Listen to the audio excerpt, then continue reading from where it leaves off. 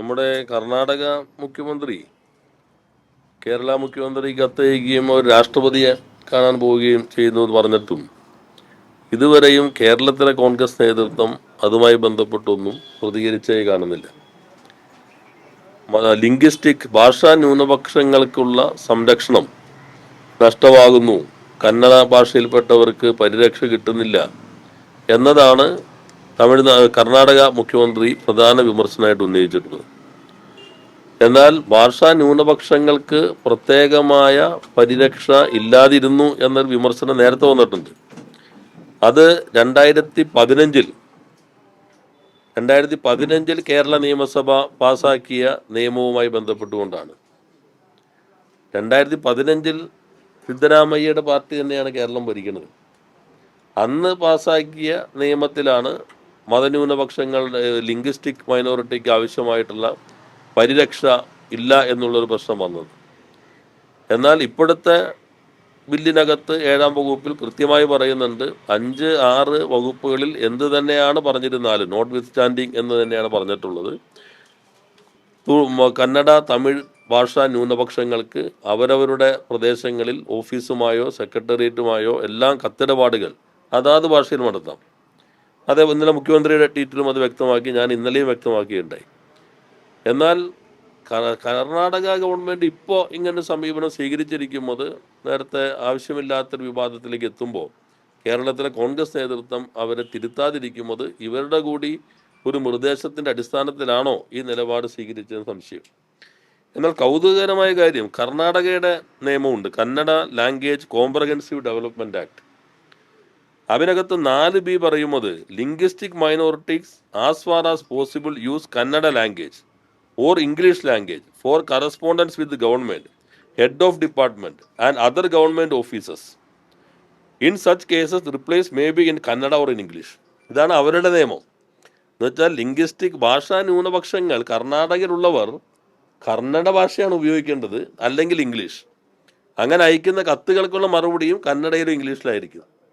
നമ്മുടെ നിയമം പറയുന്നത് ഭാഷാ ന്യൂനപക്ഷങ്ങൾ അവരവരുടെ എല്ലാ കത്തിടപാടുകളും ആ ഭാഷയിൽ തന്നെ നടത്താം, അതിനുള്ള മറുപടിയും ആ ഭാഷയിൽ തന്നെ നടത്തും. യഥാർത്ഥത്തിൽ ഇതാണ് കർണാടക സർക്കാർ ശ്രദ്ധിക്കേണ്ട ഒരു ഭാഗം എന്നുള്ളത്. അതുപോലെ തന്നെ നമ്മുടെ നിയമത്തിനകത്ത് മലയാളം മാതൃഭാഷയാകാതിരിക്കുന്ന ആളുകൾക്ക്, അല്ലെങ്കിൽ മലയാളികളല്ലാത്ത ആളുകൾ, മലയാളികൾ ഭാഷയല്ലാതെ കന്നഡയോ തമിഴോ ഒക്കെ ന്യൂനപക്ഷ ഭാഷകളിലുള്ള ആളുകൾക്ക് ആ ഭാഷയിൽ പഠിക്കാം, അവർക്ക് തിരഞ്ഞെടുക്കാം. എന്നാൽ കർണഡയുടെ ആക്ട് പറയുന്നത് Kannada language in education in so far as education in all schools in the state R concern the provisions of Kannada language learning act 2015. 2015 അവരൊരു നിയമം പാസ്സാക്കിയിട്ടുണ്ട്. ആ നിയമം അനുസരിച്ചാണ് എല്ലാവരും പിന്തുടരേണ്ടത്. ആ നിയമം പറയുന്നത് ഈ Kannada language learning act 2015 Kannada as A compulsory language. ഒന്നാമത്തെ വകുപ്പ്, Kannada language shall be taught as a compulsory language in all classes, in all schools in the state, either as a first language or as a second language in the phased manner.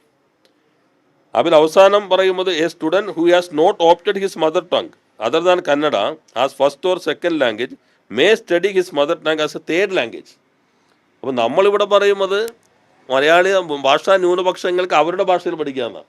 അവരുടെ നിയമത്തിൽ പറയുന്നത് കന്നഡയിലോ അല്ലെങ്കിൽ ഇംഗ്ലീഷിലോ പഠിക്കണം, വേണമെങ്കിൽ 3-ാം language ആയിട്ട് അവരവരുടെ ഭാഷ പഠിക്കാമെന്നാണ്. അപ്പോൾ ഇങ്ങനെ ഒരു നിയമം പാസ്സാക്കിയിട്ടുള്ള ആളുകൾ ഇല്ലാത്തൊരു വ്യവസ്ഥ പറഞ്ഞ് കേരളത്തിനെതിരെ നിലപാട് സ്വീകരിക്കുമ്പോൾ കേരളത്തിലെ പ്രതിപക്ഷം എന്തുകൊണ്ട് ഇതിനകത്ത് നിശബ്ദത പാലിക്കുന്നു? അത് സംസ്ഥാനങ്ങൾ തമ്മിൽ അനാവശ്യമായിട്ടുള്ള ഒത്തിരിയേറെ മലയാളികൾ അവിടെ ജോലി ചെയ്യുന്നുണ്ട്.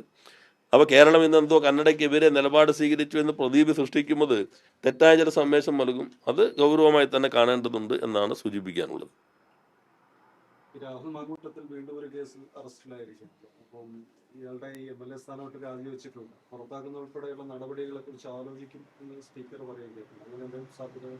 അല്ല, അതിപ്പോൾ പോലീസ് അന്വേഷണത്തിൻ്റെ വഴിയിലൂടെ തന്നെ പോകുന്നു. നിയമപരമായിട്ടുള്ള കാര്യങ്ങളാണുള്ളത്. ഇത് സംബന്ധിച്ചെല്ലാം നമ്മൾ നേരത്തെ തന്നെ വ്യക്തമാക്കി. പക്ഷേ കോൺഗ്രസ് 2 നിലയിലുള്ള സമീപനമാണല്ലോ സ്വീകരിക്കുന്നത്. പരോക്ഷമായിട്ട് പിന്തുണയ്ക്കുന്നു, പ്രത്യക്ഷമായിട്ട് നിലപാട് സ്വീകരിക്കുന്നു. അപ്പോൾ അത് നമ്മുടെ നാട്ടിലെ ജനങ്ങൾ തന്നെ ഇതെല്ലാം കാണുന്നുണ്ട്. ഗവൺമെൻറ് കാര്യത്തിൽ ഇന്നാൾ എന്ന രൂപത്തിലല്ല, സ്വതന്ത്രമായിട്ടുള്ള അന്വേഷണം, അതിൻ്റെ അതിജീവിതയും അതുപോലെ തന്നെ ഇരകളും അവരുടെ ബന്ധുക്കളും എല്ലാം തന്നെ പൊതുസമൂഹത്തിന് മുൻപിൽ പറഞ്ഞ കാര്യങ്ങൾ നമ്മുടെ മുൻപിലുണ്ട്. അത് കേരളീയ സമൂഹം അത്തരം കാര്യങ്ങൾ ഗൗരവത്തോടെ കാണുമെന്നാണ് കണക്കാക്കുന്നത്. ഒന്നോ രണ്ടോ പരാതികളല്ല, കൂട്ടായ പരാതികളാണ് വരുന്നത്. അതെ അതെ, ഇതൊരു നമ്മുടെ കേരളത്തിലല്ല ലോകത്തിൽ തന്നെ ഒരു അത്ഭുതകരമായ കാര്യമാണ്. ഒരു ജനപ്രതിനിധിയല്ല സാധാരണ ആൾക്ക് പോലും എതിരെ ഇത്തരം പരാതികൾ ഉയർന്നു വരാൻ അത്തരം അപൂർവതകൾ അപൂർവമാണ് ഇത്. അപ്പോൾ അത് കോൺഗ്രസിൻ്റെ ഒരു നാം കാണേണ്ടത് എല്ലാ പരിലാളനയും നൽകി വളർത്തിക്കൊണ്ടുവന്ന ആളുകൾ ഇപ്പോൾ ഇതിൻ്റെ എല്ലാം കൈയൊഴിഞ്ഞ് ഞങ്ങൾ ഇതിനെല്ലാം ശക്തമായ നിലപാട് സ്വീകരിച്ചു. ഇവരാണല്ലോ ഇതെല്ലാം അറിഞ്ഞിട്ട് എല്ലാ പരിലാളനങ്ങളും നൽകി എല്ലാ ചുമതലകളും നൽകിയെന്ന് കോൺഗ്രസിനകത്തുള്ള ആളുകൾ തന്നെ വ്യക്തമാക്കിയല്ലോ. യൂത്ത് കോൺഗ്രസിൻ്റെ പ്രസിഡന്റ് ആക്കുന്ന ഘട്ടത്തിൽ തന്നെ ഞങ്ങൾ ഇതെല്ലാം ശ്രദ്ധയിൽപ്പെടുത്തിയിരുന്നു എന്ന് അവരുടെ ആളുകൾ തന്നെ വ്യക്തമാക്കിയല്ലോ. അപ്പോൾ ആരാണ് ഇതെല്ലാം ഈ രൂപത്തിലേക്ക് എത്തിച്ചതെന്ന് വ്യക്തം. ഈ നേതാക്കൾ, കോൺഗ്രസ് നേതാക്കളും അവർ പറയുന്നത് ഇയാളെ പാർട്ടിയിൽ പുറത്താക്കിയതാണ്, അപ്പോൾ അതിൻ്റെ ഉത്തരവാദിത്വമൊന്നുമില്ല, ഇനി എത്ര കേസുണ്ടെന്ന് നോക്കേണ്ട കാര്യമില്ല എന്നൊക്കെയാണ് ശ്രീ കെ മുരളീധരൻ നടത്തുന്ന ആളുകൾ പ്രതികരിച്ചത്.